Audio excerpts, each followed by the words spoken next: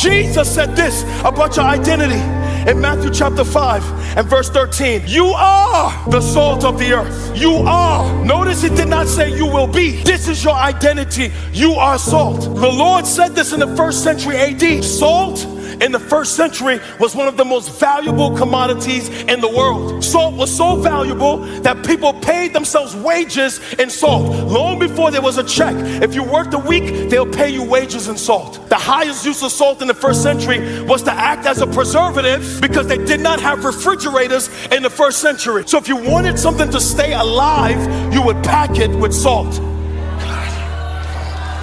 The text assumes that there is decay in the earth and that things are dying in the earth. So we live in an hour where values are decaying. The definition of marriage is decaying. The family is decaying. And the Lord looks out on broken society, and his response is to pack society with the salt of the brothers and sisters of Jesus Christ. So if you are the salt of the earth, man, the Lord is calling you, watch, to keep back decay, to not allow the values of the kingdom to die in your spheres of influence. This is you keeping back decay in the hearts of your teenagers. This is you keeping back decay, man, when you go to the job or when you go on the campus or when you're in the locker room. This is you keeping back decay on social media. This is me at nighttime going into my children's bedroom and laying hands on their head and saying, Lord, get a hold of my children. Save my daughter. Lord, save my son. This is me going after my son when he was being led astray by a demonic force. And this is me going into his bedroom at night, pouring oil on him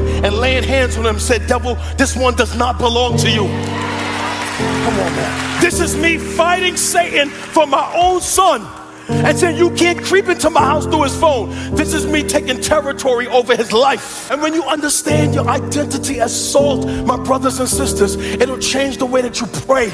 It'll change the way that you live. It'll change the way that you show up at the job. It'll change the way that you show up at the campus, man.